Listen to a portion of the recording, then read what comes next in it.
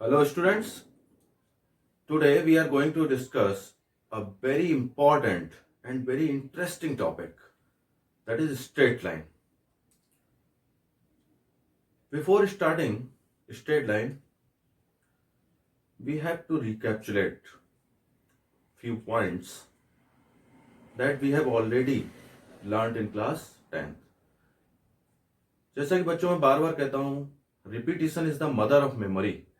Repetition is the mother of memory. तो जो चीज आप 10th क्लास में पढ़ चुके हैं, तो ऐसा नहीं कि आपने उसको जो है छोड़ देना है, उसको कभी कभी टाइम मिलने पे उसको रिवाइज करते रहना है। ठीक है, तो क्या होगा, वो आपकी परमानेंट मेमोरी में चीजें सेट हो जाएंगी और कभी भी आपको फिर दिक्कत नहीं आएगी। अब देखिए, स्ट्रेट लाइन को जब हम स्टार्ट करते हैं तो जो चीजों की हमें जरूरत पड़ेगी, 10th क्लास में हमने क्या लिया, we have already discussed about the distance between 2 points, section formula, coordinate, coordinate की जो पोजीशन है, कोऑर्डिनेट को कैसे प्लॉट करते हैं कार्टेशियन प्लेन में, वो सब हम लोग पढ़ चुके हैं। अब अगर हमें यहाँ कहीं पे जरूरत पड़ती जाएगी तो मैं उसको पूरी तरीके से एक्सप्लेन करके आपको अच्छे समझा दूंगा। तो मैं यहाँ क्या करता हूँ, स्ट्रेट लाइन से डायरेक्ट शुरू करता हूँ, जो पहला टॉपिक है उससे, और जहां भी जरूरत पड़ेगी वो क्वेश्चन जब हम लेंगे तो उसको मैं फुली एक्सप्लेन कर दूंगा। ठीक है, ओके। तो देखिए, स्ट्रेट लाइन का ये फर्स्ट वीडियो है। तो सबसे पहले slope of a line, slope of a line. तो स्ट्रेट लाइन के बारे में आपको एक बात बता दूं, स्ट्रेट लाइन जो है कोऑर्डिनेट ज्योमेट्री का ये सिंपलेस्ट फिगर है, सिंपलेस्ट फिगर है। ठीक है ना, क्योंकि इस फिगर को बनाने में क्या होता है, सिर्फ 2 पॉइंट्स की जरूरत होती है और 2 पॉइंट से आप स्ट्रेट लाइन को ड्रॉ कर सकते हैं। तो स्ट्रेट लाइन को हम जब देखते हैं तो इसमें क्या है, सबसे पहली जो चीज आती है स्लोप ऑफ ए लाइन। तो स्लोप क्या है लाइन का, सपोज ये आप देख रहे हैं रेड वाला एक आपको या पिंक कलर का लाइन दिख रहा होगा, ये एक लाइन है। सपोज इस लाइन का नाम हमने कर दिया एल। ठीक है, और ये क्या कर रही है, थीटा एंगल बना रही है, किसके साथ, एक्स एक्सिस के साथ। इसका एंगल कितना है, थीटा, थीटा एंगल है। ठीक है, तो ध्यान हमने क्या रखा है, एक्स एक्सिस के साथ जो एंगल बना है वो कैसा है, anti clockwise, anti clockwise direction हमने एंगल मेजर किया है। एंटी क्लॉकवाइज और क्लॉकवाइज तो आप जानते ही हैं। सपोज ये क्लॉक है आपके पास, ये 12 है, ये 3, ये 6 और ये 9 है। तो क्लॉकवाइज का मतलब क्या है, आपकी जो क्लॉक है वो इधर से इधर चल रही है तो क्लॉकवाइज, क्योंकि क्लॉक ऐसे ही चलती है। और इसके अगर आप अपोजिट जाएंगे तो वो आपका क्या हो जाएगा, एंटी क्लॉकवाइज। तो क्लॉकवाइज डायरेक्शन में, ये क्लॉकवाइज डायरेक्शन, तो हमने जो अपना एंगल लिया वो कैसे लिया, एंटी क्लॉकवाइज, इसके अपोजिट, क्योंकि क्लॉक तो इधर चल रही है तो हमने एंटी क्लॉकवाइज एंगल थीटा ले लिया। ठीक है, तो ये सिंपल सी बात है कि जो भी लाइन एक्स एक्सिस को कट कर रही है तो क्या होगा, 2 एंगल बनेंगे, एक थीटा, एक बनेगा पाई माइनस थीटा, क्योंकि ये कैसे, ये लाइन के साथ ये जो एंगल है ये सप्लीमेंट्री है। ठीक है ना, तो देखिए ये जो हमारे पास एक डेफिनेशन आ गई वो क्या है, the angle theta made by the line L with positive direction of X axis. Positive direction of X axis means, positive direction of X axis का मतलब सिंपल है, positive direction of X axis का मतलब कि angle का जो measurement है वो कैसा है, एंटी क्लॉकवाइज। ओके, तो देखिए ये anti clockwise called inclination of a line, मतलब इसको आप जो बोल रहे हैं, ये जो थीटा है, इंक्लाइनेशन मतलब उसका जो झुकाव है एक्स एक्सिस साथ, जो इंक्लाइनेशन है, जो झुकाव है वो थीटा है। ठीक है, तो थीटा क्या हो सकता है, थीटा 0 से 180 के बीच हो सकता है। Theta is greater than equal to 0 और less than equal to 180 degree. ठीक है, ये हो सकता है। तो देखिए अब बात आती है कि अगर मान लीजिए line parallel to X axis है तो क्या होगा, if line is parallel to X axis, मतलब मैं ये दिखाना चाहता हूं, ये लाइन देखिए पैरेलल टू एक्स एक्सिस है, पैरेलल टू एक्स एक्सिस है लाइन, तो ये थीटा का क्या होगा, ये थीटा जो है आपका इस तरीके से, अभी आपने थीटा लिखा, तो आप जब इसको मेजर करेंगे एक्स एक्सिस साथ, तो इसमें कौन सा एंगल बनेगा, इसमें जो है थीटा जो है 0 डिग्री हो गया, क्योंकि इसका एक्स एक्सिस साथ कोई एंगल नहीं है। इसमें देखो एक्स एक्सिस साथ कोई एंगल है। तो अगर मैं इसको ऐसे कहना चाहूं कि ये पैरेलल टू एक्स एक्सिस है, ये भी पैरेलल टू एक्स एक्सिस है, ये भी पैरेलल टू एक्स एक्सिस है, अब अगर मैं इसी लाइन के ऊपर बना दूं ये लाइन, तो क्या हुआ, अब देखिए इसका कोई एंगल नहीं बन रहा। ठीक है ना, कोई इंक्लाइनेशन नहीं है, इंक्लाइनेशन 0 है, तो थीटा 0 हो गया। अगर लाइन जो है पैरेलल टू वाई एक्सिस है तब क्या होगा, तो सिंपल है, अगर line parallel to Y axis है तो ये देखिए ये line parallel to Y axis है, तो इसमें जो है एक्स एक्सिस साथ इसका कितना एंगल बना, ये एंगल जो बना वो कितना है, 90 डिग्री, तो ये थीटा 90 डिग्री हो गया। ठीक है, ये आपको ध्यान रखना है, छोटी छोटी चीजें हैं। अब देखिए स्लोप, जो पहले सबसे पहले बात आई थी स्लोप ऑफ ए लाइन की, स्लोप ऑफ ए लाइन क्या होता है, तो देखिए थीटा आपको पता चल गया इधर से, मतलब ये इंक्लाइनेशन जो है, लाइन का इंक्लाइनेशन जो है विद द एक्स एक्सिस, आपको ये पता चल गया, ये थीटा। अब इस थीटा को अगर आप क्या करते हैं, टेन थीटा इससे निकालते हैं, थीटा से जब आप टेन थीटा निकालते हैं उसको हम एम से रिप्रेजेंट करते हैं। तो यही जो एम है वो क्या है, slope of a line, slope of a line है, ठीक है। तो ये M equal tan theta is called the slope of gradient, इसको ग्रेडियंट भी बोलते हैं। तो थीटा जब आपका आ गया, सपोज ये थीटा आपका आया 45 डिग्री थीटा है, तो 45 डिग्री अगर थीटा है तो मैं अगर कहूं कि स्लोप आप बताइए, तो स्लोप आप जो है 45 डिग्री नहीं लिख देंगे, तो ये गलत हो जाएगा, स्लोप 45 डिग्री नहीं है। स्लोप के लिए आप क्या करेंगे, इसको लिख देंगे tan 45 डिग्री, आपको लिखना पड़ेगा, तो 1, इसका ना इसका स्लोप क्या आएगा 1, समझ गए आप। एंगल जो है इंक्लाइनेशन 45 है और इसका जो स्लोप होगा वो 1 होगा, ठीक है। तो क्लियर है। अब ये देखिए, slope of X axis is 0 and slope of Y axis is not defined. मतलब क्या हो गया, सिंपल सी बात है, सिंपल, बहुत सिंपल है। देखिए स्लोप कह रहा है वो, यहां क्या था, एंगल था थीटा। तो अगर मैं स्लोप ऑफ एक्स एक्सिस की बात कर रहा हूं तो स्लोप ऑफ एक्स एक्सिस क्या होगा, M equal to tan zero. तो ये जीरो टेन जीरो क्या होता है, जीरो।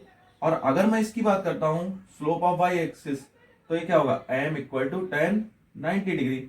और टेन 90 क्या होता है, टेन 90 जब आप करेंगे, ये तो एंगल थे, जीरो और 90 इंक्लाइनेशन था लाइन का एक्सिस के साथ। अब जो आप स्लोप निकाल रहे हैं, तो स्लोप के लिए हम क्या करते हैं, मैंने अभी आपको बताया, स्लोप के लिए एम होता है, M equal to tan theta होता है। तो टेन थीटा जब आपने निकाला तो टेन, ये देखिए जीरो था, ये 90 था, अगर मैं 90 रखता हूं तो ये क्या आता है, टेन 90 क्या है, नॉट डिफाइंड का केस होता है।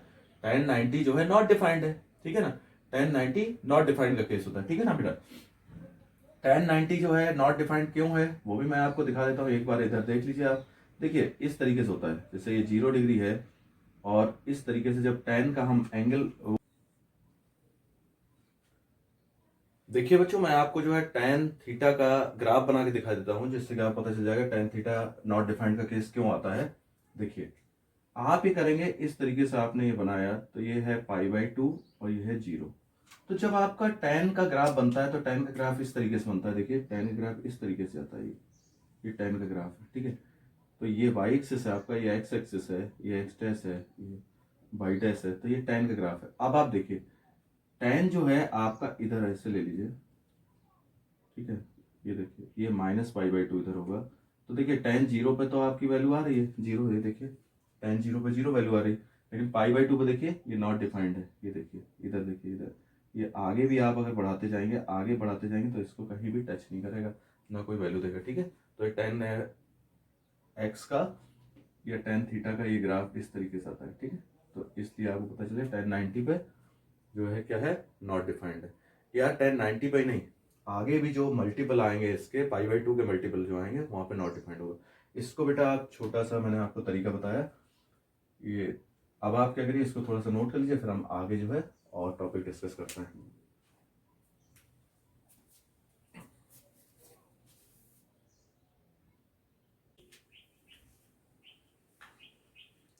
देखिए बच्चों, अब ये टॉपिक है हमारे पास, slope of a line when coordinates of any two points on the line are given. मतलब ये देखिए आपका जो है एक लाइन है L, ये लाइन आप देख रहे हैं, ये L, इसमें क्या है, P एक पॉइंट है जिसके कोऑर्डिनेट x1/1 है, और एक पॉइंट Q है इसके कोऑर्डिनेट x2/2। तो बात क्या है, स्लोप हमें इसका निकालना है, सिर्फ हमें कोऑर्डिनेट्स पता है टू पॉइंट्स के, बाकी कुछ नहीं। तो देखिए अगर ये एंगल मान लीजिए थीटा है, ठीक है, अगर ये एंगल थीटा है, तो आप ये देखिए, अगर मैं ये एक्स एक्सिस है, इसके पैरेलल एक लाइन इधर से ले लेता हूँ, ठीक है। तो ये अगर थीटा है तो ये भी थीटा होगा, सिंपल, ठीक है, ये थीटा होगा। अब देखिए अगर ये x1 है, x1 है, इसका मतलब ये कोऑर्डिनेट x1 होगा, कहां से, ओरिजिन से लेंगे इधर से, तो ये डिस्टेंस क्या हुई x1, ये देखिए। और ये कोऑर्डिनेट x2 है, इसका मतलब क्या हुआ, ये डिस्टेंस जो हुई पूरी कितनी हुई, x2, ये x2, ठीक। तो इसका मतलब ये हुआ कि ये जो डिस्टेंस आप देख रहे हैं x2 माइनस x1, ये आपकी, ये जो डिस्टेंस है वो x2 माइनस x1 है, यानी कि मैं इसकी बात कर रहा हूँ x2 माइनस x1, ये, ठीक है। अगर मैं इसका नाम दे दूं, ये p है, ये q है, तो इसको r अगर मैं बोल दूं, यानी कि pr की जो डिस्टेंस है वो x2 माइनस x1 है, क्लियर। अब देखिए इसी तरीके से अगर मैं y की बात कर रहा हूं, तो यहाँ इधर से आप देखिए इस पॉइंट से इस पॉइंट तक ये y2 है, तो ये y1 है, तो इसका मतलब ये जो आप देख रहे हैं ये y1 है, यहाँ से यहाँ तक, ठीक है, ये y1 है। तो इसका मतलब ये RQ जो है वो कितना हुआ, y2 माइनस y1, ये RQ हुआ।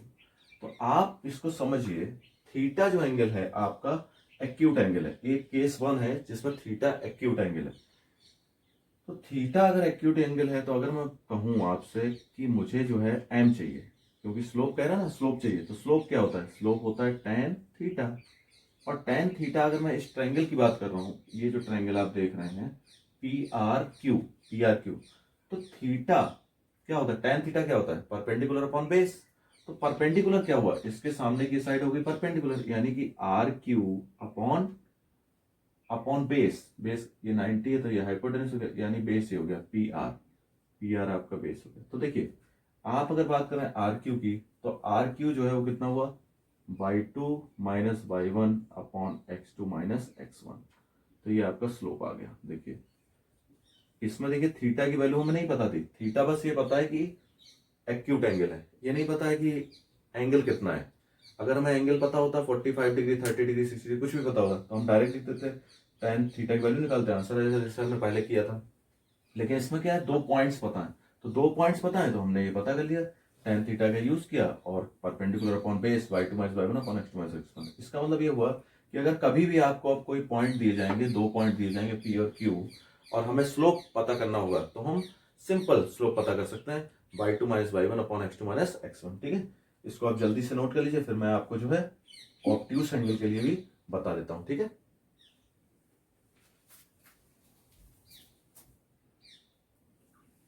देखिए ये हमारा जो लाइन है एल, ये एल लाइन है, इस ये एल लाइन का जो इंक्लाइनेशन है, जो थीटा है, वो क्या है, ऑब्ट्यूस है। Obtuse means more than 90। ठीक है, पहले हमने किसके लिए किया था, लेस देन 90 के लिए।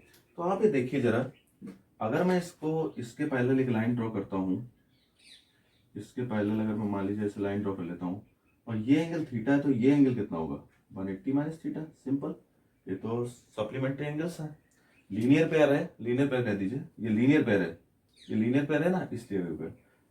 अब ये देखिए ये एंगल 180 माइनस थीटा, तो इसका मतलब ये एंगल भी 180 माइनस थीटा होगा, ये एंगल भी 180 माइनस थीटा होगा। ठीक है, सिंपल।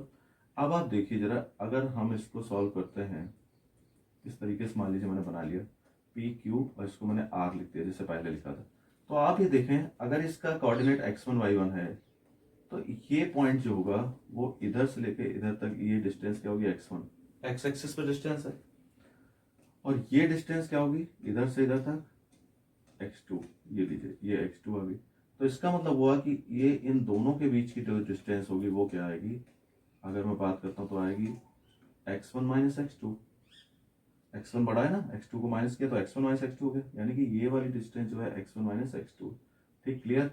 अब देखिए यहाँ से यहाँ तक ये y2 है और ये y1 है, तो इसका मतलब ये जो गैप है वो क्या हो गया, y2 माइनस y1। सिंपल, आपको ये बात समझ आ रही।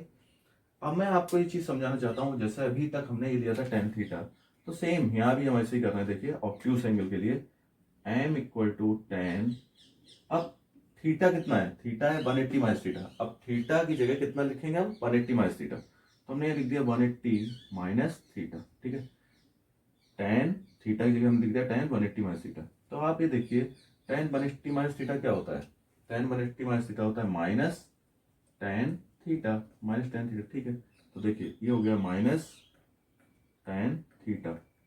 मतलब अगर मैं इसको इधर एडजस्ट कर दूं, तो ये जो एंगल है इसके सामने ये परपेंडिकुलर, यानी कि ये हो गया क्यू आर अपॉन बेस, ये हो गया आर पी। तो अगर मैं इसको ऐसे लिख दूं क्यू आर क्या है, y2 minus y1 upon x1 minus x2, और ये माइनस साइन इसमें इस तरीके से। तो आप ये देखिए, इसको आप यहाँ एडजस्ट कर दीजिए, तो आपको आ जाएगा y2 minus y1 upon x2 minus x1। ये x1 माइनस x2 था ना, तो ये माइनस साइन हमने यहाँ एडजस्ट कर दिया। ठीक है, ये जो x1 माइनस x2 था, तो इसमें माइनस साइन हमने एडजस्ट कर दिया, तो ये x1 माइनस का हो गया और x2 प्लस का हो गया, मतलब डिनोमिनेटर में हमने क्या किया, इसको एडजस्ट कर दिया। ठीक है, तो अब आप क्लियर समझ गए। देखिए जो एक्यूट एंगल के लिए जो आपका जो है स्लोप आया था, वही जो है ऑब्ट्यूस एंगल के लिए स्लोप आ रहा है। ठीक है, समझ में आ गया आपको, ये बहुत ही अच्छी चीज है, इसको आप समझ लीजिए बेटा। एक बार नोट कर लीजिए जल्दी से।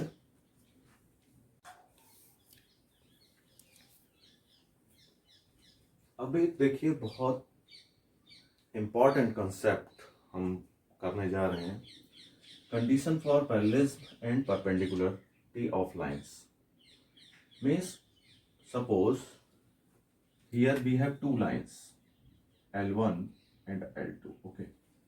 तो L1 और L2 की जब बात हो रही है तो सपोज आपने क्या किया, हम लोग क्या करते हैं, एक एंगल ले लेते हैं अल्फा और एक ले लेते हैं बीटा, ठीक है। और ये दोनों कैसे हैं, पैरेलल है। तो पैरेलल हैं एक्स एक्सिस के साथ। सपोज जब हमने मेजर किया तो इनका जो क्या होगा, इंक्लाइनेशन जो होगा वो कैसा होगा, इक्वल होगा, ठीक है ना। तो इंक्लाइनेशन इक्वल का मतलब ये हुआ कि अल्फा इक्वल टू क्या है, बीटा। तो इसका अगर हम tan देखें तो इसका मतलब हो जाएगा tan alpha equal to tan beta, ठीक है ना। इसका मतलब आप ये कह सकते हैं tan अल्फा क्या होता है, tan अल्फा होता है स्लोप। तो इसका मतलब ये, इसको आप कह सकते हैं m1 इक्वल टू m2। यानी कि दो लाइंस अगर पैरेलल हैं, if two lines are parallel then their slopes will be equal, simple, ठीक है। इसकी डेफिनेशन भी मैंने यहाँ लिख रखी है, two non vertical lines. Non vertical lines, vertical lines तो हम कंसिडर ही नहीं कर रहे। कंसिडर क्यों नहीं कर रहे, क्योंकि वो जो है tan 90 जो है डिफाइंड नहीं है, इसलिए हम उसको कंसिडर नहीं कर रहे। नॉन वर्टिकल लाइंस L1 और L2, तो हमने ये दो वर्टिकल लाइन देखी L1 और L2 पैरेलल, ये पैरेलल का साइन है। If and only if their slopes are equal, their slopes are equal. तो देखिए स्लोप्स इक्वल आ गए, आपको समझ में आ गई ये बात, ठीक है। अब देखिए जरा इसको और देख लेते हैं। ये दूसरा केस है परपेंडिकुलरिटी का, परपेंडिकुलरिटी का केस है। तो ये टू लाइंस हैं L1 and L2 are two lines, और ये एक दूसरे क्या है, परपेंडिकुलर है। यहाँ देखिए 90 हमने बना के रखा हुआ है। तो देखिए इसमें क्या हम लोग यूज कर सकते हैं, ये अल्फा है। सपोज ये ट्रायंगल आप, तो ये 90 है तो इसका मतलब ये 90 होगा, ठीक है ना। एक दूसरे को 90 पे क्रॉस कर रही है ना, परपेंडिकुलर है ना दोनों lines L1 and L2। Means इस केस में क्या हो रहा है, L1 is perpendicular to L2। ये अलग केस था पैरेलल वाला, ये केस खत्म हो गया। अब ये दूसरे केस की हम बात कर रहे हैं परपेंडिकुलर की, L1 और L2 एक दूसरे के परपेंडिकुलर। तो जरा इस ट्रायंगल को आप देखें, मतलब इस ट्रायंगल की अगर मैं बात करूं, ये ट्रायंगल जो मैं सेट कर रहा हूं, इस ट्रायंगल की अगर मैं बात करूं तो आप ये देखेंगे कि अल्फा और बीटा में क्या रिलेशनशिप है। अल्फा और बीटा की रिलेशनशिप अगर आप देखना चाहते हैं तो मैं ये कह सकता हूं कि अगर मैं अल्फा प्लस 90 कर दूं तो ये बीटा के इक्वल आ जाएगा। अल्फा प्लस 90 कर दूं तो बीटा के इक्वल आ जाएगा। कैसे आ जाएगा, ये देखिए एक्सटीरियर एंगल प्रॉपर्टी आपने पढ़ी होगी। तो एक्सटीरियर एंगल प्रॉपर्टी अगर आपने नहीं पढ़ी है तो फिर से मैं आपको याद दिला देता हूँ, ये शायद 8th क्लास में है, तो मैंने आपको बताया था repetition is the mother of memory, है ना। तो आपको इस चीज को ध्यान रखना पड़ेगा। तो इंटीरियर एंगल, सपोज ये अल्फा है, ये बीटा है और ये आपका थीटा है, तो alpha plus beta equal to theta, इस तरीके से आएगा, ठीक है। मतलब जो अपोजिट इंटीरियर एंगल हैं उनका सम जो है एक्सटीरियर एंगल के इक्वल होगा। तो इस तरीके से, तो वही हो गया, ये दो अपोजिट इंटीरियर एंगल है, ये 90 वाला और ये अल्फा है, इन दोनों को हमने ऐड किया तो ये बीटा आ रहा है। तो ये देखिए आ गया alpha plus 90 degree equal to beta है। तो अगर हम इनका tan लेते हैं तो tan अगर मैं लेता हूं alpha plus 90 degree is equal to tan beta, ठीक है। ऐसे मैं अगर लिख दूं, तो आप ये देखिए tan 90 प्लस अगर मैं करता हूं तो क्या आएगा, कॉट अल्फा।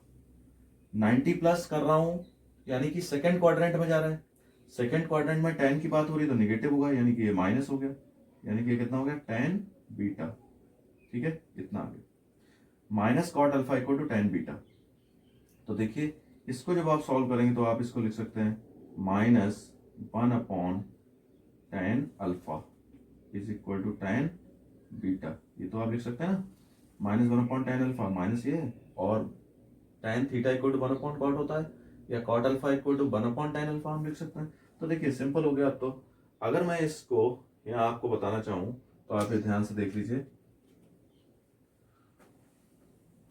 देखिए ये जो चीज है, यानी कि मैं इसको ऐसे लिख सकता हूँ -1 ये tan अल्फा को मैं क्या लिखूंगा, m1, स्लोप को हम m से लिखते हैं, और tan बीटा क्या लिखूंगा, m2। यानी कि ये कितना हो गया, m1 into m2 equal to -1। ये देखिए ये रिलेशन हमारे पास आ गया, m1 into m2 equal to -1। ठीक है, यानी कि अगर टू लाइंस पैरेलल हैं तो अगर हमें सपोज शो करना है कि given lines are parallel, then हमें क्या दिखाना पड़ेगा, देयर स्लोप्स आर इक्वल। और अगर दो लाइनें परपेंडिकुलर हैं तो हमें क्या दिखाना पड़ेगा, m1 into m2 equal to -1 according to the condition. हम लोग क्वेश्चन सॉल्व करेंगे तो इसका भी देखिए हम लोगों ने लिखा हुआ है यहाँ पे definition, two non vertical lines, vertical lines की बात यहाँ क्यों आई है मैंने अभी आपको बताया था, two vertical are perpendicular to each other if and only if their slopes are negative reciprocals of each other, negative reciprocals of each other, negative reciprocals of each other, negative reciprocals of each other। ये देखिए negative reciprocals of each other, देखिए ये इसका reciprocal है। अगर आप m2 equal to देखेंगे और m1 इक्वल टू देखेंगे तो -1/m2 आएगा, तो एक दूसरे के नेगेटिव रेसिप्रोकल्स हैं। ठीक है, ये बात आपको समझ में आ गई, इसको बेटा नोट कर लीजिए जल्दी से।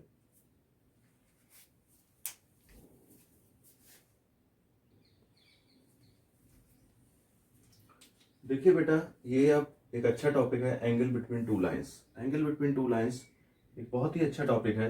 इसमें क्या है, देखिए सपोज ये हमारा एक ऐसे हमने कार्टेशियन प्लेन ले लिया और कार्टेशियन प्लेन में ये वाई एक्स डैश और ये वाई डैश है, ये हमारा ओरिजिन है। ओके, सपोज एक लाइन आपकी जा रही है इस तरीके से, ये एक लाइन है, इसका नाम L1 है। ओके, और एक लाइन सपोज मैं यहाँ ले लेता हूँ, चलिए ये L2, ये लाइन है L2। ओके, तो एंगल बिटवीन टू लाइंस का मतलब हुआ कि इन दोनों के बीच का ये एंगल, इसकी बात हो रही। ठीक है, तो ये एंगल आपको निकालना है। तो ये एंगल निकालना है, हर चीज को हम बेटा बहुत धीरे से बहुत आराम से पढ़ रहे हैं। क्यों, एक एक कंसेप्ट बहुत इंपॉर्टेंट है।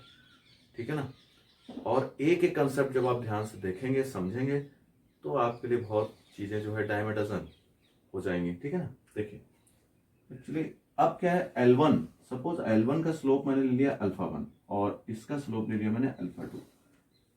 आप समझ रहे हैं ना मैंने कैसे लिया, एंटी क्लॉकवाइज डायरेक्शन लिया विद द एक्स एक्सिस। ठीक है, α1 α2, inclination of L1 is α1 and inclination of L2 is α2। Clear. अब देखिए इसमें हमें थीटा जब निकालना है तो आप फिर से एक कंसेप्ट देखें जो हमने पहले यूज किया था। इस ट्रायंगल को आप देखिए, इस ट्रायंगल की मैं बात कर रहा हूं, तो इस ट्रायंगल के लिए जो α2 है वो क्या है, पहले मैं इसकी बात कर लेता हूं। अगर ये थीटा है तो ये भी थीटा होगा, वर्टिकली अपोजिट एंगल। तो इसमें कंसेप्ट जो यूज हो रहा है वो ये हो रहा है कि α1 प्लस थीटा इक्वल टू α2 हो गया।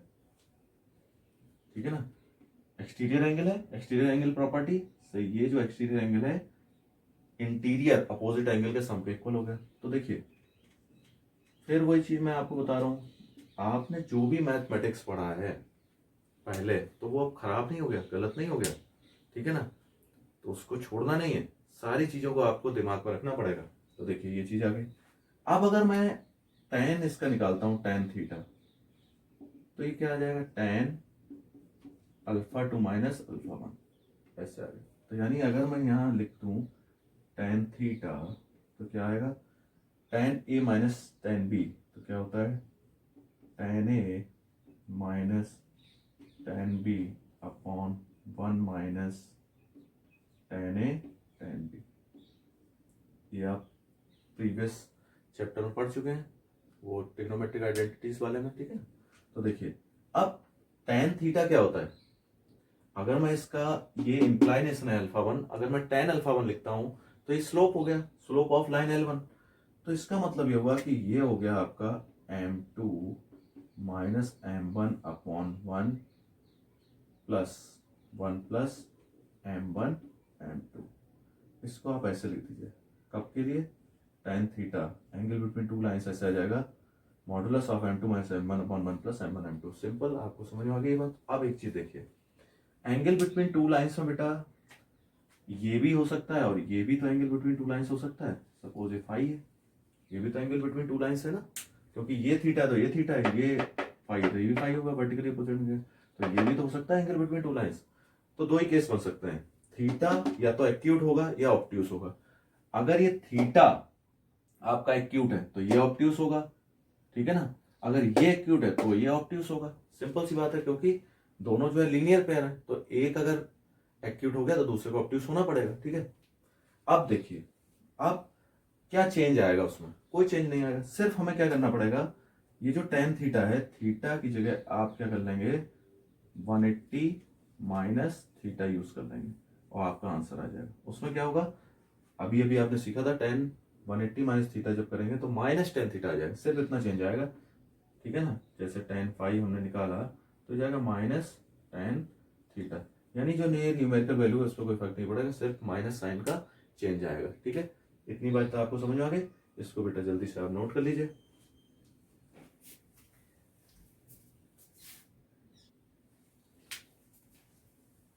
अब ये देखिए बेटा, कोलिनियरिटी ऑफ 3 पॉइंट्स की वो बात कर रहा है। मतलब क्या है ये बात आप समझ लीजिए एक बार। सपोज पॉइंट ए, बी और सी ये दिए गए हैं, बोलता है कोलिनियरिटी, मतलब ये जो है एक ही लाइन में है। कोलिनियर का मतलब ये होता है। ठीक है, तो कोलिनियर की बात अगर मैं यहाँ करता हूँ, सपोज ये कार्टेशियन प्लेन है हमारा और एक लाइन कोई सपोज इस तरीके से लाइन जा रही। ठीक है, इधर ये पॉइंट है ए, इधर ये पॉइंट है बी और इधर ये पॉइंट है सी। ठीक है, और ये आपका जो है इधर ओरिजिन। तो सिंपलेस्ट जो कंसेप्ट क्या हो सकता है वो आप देखिए, तो वो ये हो सकता है बेटा कि आप जो है अगर स्लोप निकालें, मतलब slope of A B, slope of B C के अगर इक्वल आ जाता है, स्लोप ऑफ ए बी, जो ए बी का स्लोप है, दो पॉइंट्स, अगर दो पॉइंट्स के कोऑर्डिनेट दिए गए तो हम स्लोप निकालना तो जानते हैं ना। बात आप समझिए, सपोज सिर्फ दो पॉइंट है हमारे पास ए और बी, और इनका हमें स्लोप निकालना, तो स्लोप यहाँ है थीटा, और बी और सी का मैं स्लोप निकालता हूँ तो सेम थीटा आ जाता है अगर, तो इसका मतलब वो दोनों कोलिनियर हैं। बात आपको समझ में आ रही है ना। जैसे मान लीजिए अब आप ये कहते हैं बी सी का मैं स्लोप निकालता हूँ, लेकिन वो ये भी तो हो सकता है कि ये लाइन यहाँ से जा रही हो और इनका थीटा है, ये थीटा सेम हो, तो मैं कैसे कहूँगा कि ये कोलिनियर है? बिल्कुल सही बात है। लेकिन एक बात ध्यान देने वाली बात है कि इसमें जो बी पॉइंट है, मैं जब ए बी का स्लोप कह रहा हूँ तो ये थीटा आ रहा है, और फिर मैं बी सी बोल रहा हूँ, बी सी का स्लोप, इसका मतलब बी एक कॉमन पॉइंट है। तो बी जब एक कॉमन पॉइंट हो गया, इसका मतलब ए बी सी कोलिनियर है। ठीक है, बी क्योंकि कॉमन पॉइंट है। अगर बी कॉमन पॉइंट ना होता और मैं ऐसे कह रहा होता ए बी और सी डी का स्लोप है, ठीक है ना, तब वो आप कोलिनियर नहीं कह सकते थे, लेकिन इस केस में आप कह सकते हैं। तो आपको ये बात समझ में आ गई, इसको आप नोट कर लीजिए।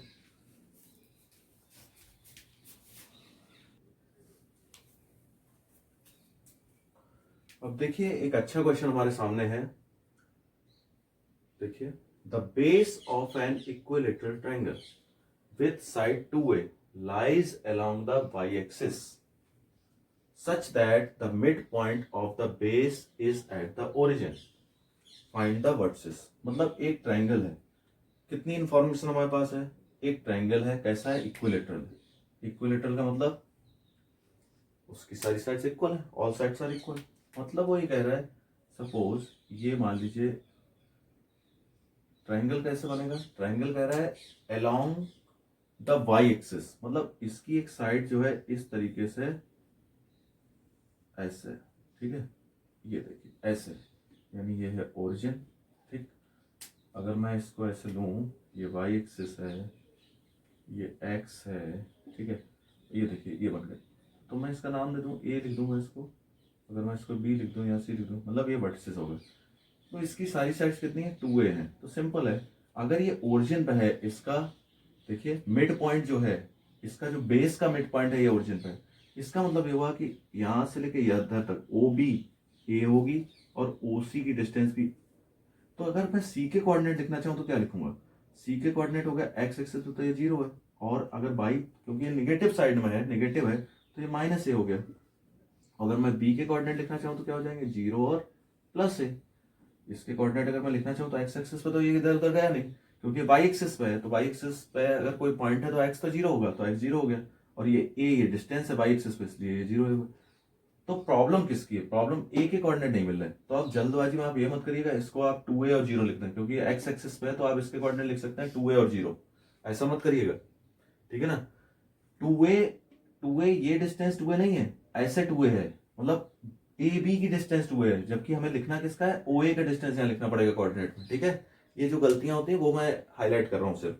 तो देखिए, यानी कि अगर मैं इस ट्राइंगल की बात कर रहा हूँ, ये एक्सिस है तो इसका मतलब ये 90 होगा। तो 90 अगर है तो पाइथागोरस थ्योरम 90 डिग्री है तो AB स्क्वायर, क्योंकि ये हाइपोटेनिस हो गया, और ये हो गया OB square plus OB square plus OA square, ये लीजिए।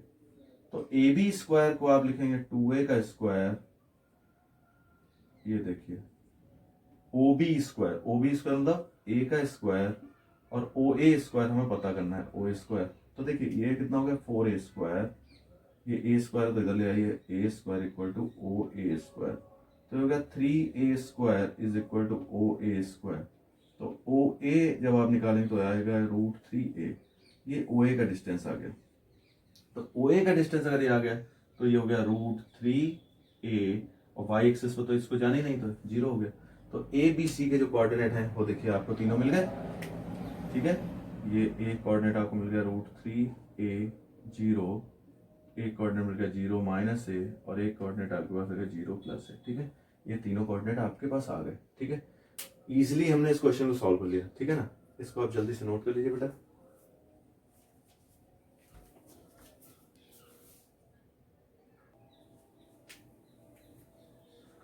देखिए बेटा, ये क्वेश्चन अब आपके सामने है। Find the distance between P and Q, मतलब एक लाइन है, उस पर 2 पॉइंट है P और Q, उनके बीच की आपको डिस्टेंस पता करनी है।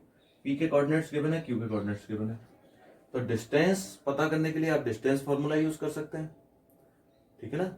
वही PQ is equal to square root of x2 - x1 whole square plus y2 - y1 whole square, ठीक है। इसमें क्या कह रहा है, लेकिन कंडीशन क्या दी है, PQ is parallel to y axis, मतलब चलो एक बार देख लेते हैं। ये मान लीजिए कार्टेशियन प्लेन है, ये y dash x dash o, तो ये क्या कह रहा है, पैरेलल टू y एक्सिस, मतलब y एक्सिस कहाँ है, ये y एक्सिस है, इसके पैरेलल एक लाइन है, ये लाइन है इसके पैरेलल। तो PQ इसको यहाँ लिखिए, सपोज ये P है और ये Q है, ठीक है। P के कोऑर्डिनेट क्या है, x1 y1, और Q के कोऑर्डिनेट क्या है, x2 और y2। मैं जरा एक, क्यों मैंने डायग्राम बनाया, क्योंकि डायग्राम से चीजें थोड़ी क्लियर हो जाती हैं। सॉल्यूशन तो आपको कहीं मिल जाएगा, उसको देखिए। इसका मतलब ये हुआ, इसमें एक खास बात है, अगर मैं P और Q के कोऑर्डिनेट की बात कर रहा हूं तो आप ये देखिए, ये जो डिस्टेंस है ये और ये डिस्टेंस तो दोनों इक्वल है, ये दोनों डिस्टेंस इक्वल है, इसका ना x1 और x2 तो इक्वल है। तो मैं ये कह रहा हूँ x1 और x2 इसमें इक्वल आ गए, इसमें, ठीक है ना। तो अगर मैं PQ निकालना चाहता हूँ, PQ की डिस्टेंस, तो आपको मैंने अभी बताया फार्मूला क्या होता है, x2 - x1 whole square plus y2 - y1 whole square square root, ठीक है। तो ये देखिए x2 - x1 x2 इक्वल हो गए, तो ये तो आपका जो है 0 हो गया। तो ये कितना आ गया, y2 - y1, ये देखिए ये आंसर आ गया आपका, y2 - y1 होल स्क्वायर है तो स्क्वायर रूट से ये आ गया, तो ये डिस्टेंस आ गई। अब इसी क्वेश्चन को अब आप देखिए, अगर मैं यहाँ इसको कहता है second PQ is parallel to x axis, तो x एक्सिस के लिए अगर मैं ये लाइन बनाता हूँ x एक्सिस के पैरेलल, तो मान लीजिए ये लाइन ऐसे जाएगी x एक्सिस के, P इधर होगा, P और Q सपोज इधर होगा, तो इसके कोऑर्डिनेट क्या होंगे, x1 y1, और इसके कोऑर्डिनेट है x2 y2।